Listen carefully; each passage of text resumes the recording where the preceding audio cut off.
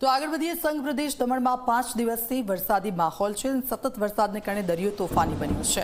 દમણના દરિયા કિનારે મહાકાય ઊંચા મોજા ઉછળ્યા। દરિયાના રુદ્ર રૂપ સામે પ્રવાસીઓની બેદરકારી પણ સામે આવી છે। પ્રવાસીઓ દરિયાના મોજાની નજીક મજા માણતા દેખાયા। લોકોને દરિયા નજીક ન જવા માટે સૂચના આપવામાં આવી છે।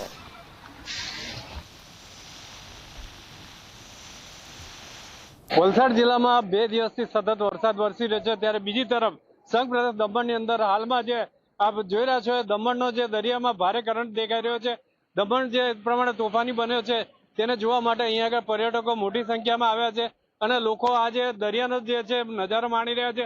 ત્યારે અહીં અમુક પર્યટકો છે એની સાથે આપણે વાતચીત કરવાની કોશિશ કરશું। મેડમ, આપનું નામ જણાવો અને ક્યાંથી આવો છો? વડોદરાથી આવ્યા છીએ। અર્પિતા નામ છે મારું। અમે વડોદરાથી આવ્યા છીએ। કેવો અનુભવ રહ્યો? અરે બહુ મજા આવી, ખરેખર મજા આવી। કારણ કે આયા છે પણ બે વાર પહેલા, પણ આવો ઘૂઘવાતો દરિયાની જે મજા છે ને એવું વડોદરા બહુ તપ્યા અમે તો થોડી ઠંડક લેવા આવ્યા છે એટલે મજા આવી।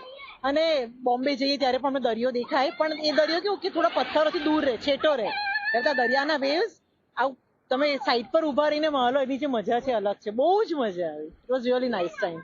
આપનું નામ જણાવો અને આ ક્યાંની યાદ અપાવે છે તમને? મારું નામ છે હેતા। અમે બરોડાથી આવ્યા છે। આ એકચ્યુઅલી આપણે બોમ્બે મરીન ડ્રાઈવ પર બેઠા હોય ને એવી વાળી ફિલિંગ આવે છે।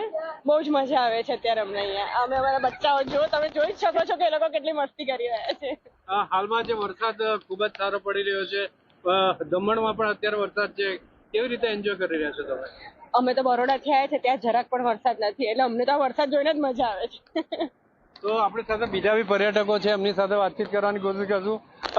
આપનું નામ જણાવો અને ક્યાં આજે હાલમાં જે અહીંયા આગળ દરિયા કિનારે જે ઊંચા ઊંચા મોજા ઉછળી રહ્યા છે, તો સાવચેતી રાખવી જરૂરી છે કે નહીં? હા, સાવચેતી રાખવી જરૂરી છે।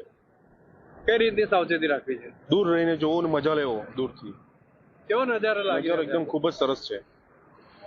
તો આ રીતે જે છે સંઘ પ્રદેશ દમણના દરિયા કિનારે હાલમાં જે છે એ દરિયો ખૂબ જ તોફાની બને છે અને ભારે કરંટ અને ભારે મોજાઓ જે ઉછળી રહ્યા છે, ત્યારે અહીંયા આગળ પર્યટકો જે છે મોટી સંખ્યામાં આ જે નજારાનું માણી રહ્યા છે અને પોતાના ફોનમાં જે સેલ્ફી રહ્યા છે અને ફોટોગ્રાફ જે છે આ મેમરી જે છે એ યાદગાર કરી રહ્યા છે। ત્યારે એ જરૂરી છે કે આ દરિયાથી હાલમાં જે પ્રમાણે કરંટ આવી રહ્યો છે તે પ્રમાણે લોકોએ દૂર રહેવું ખૂબ જ જરૂરી છે।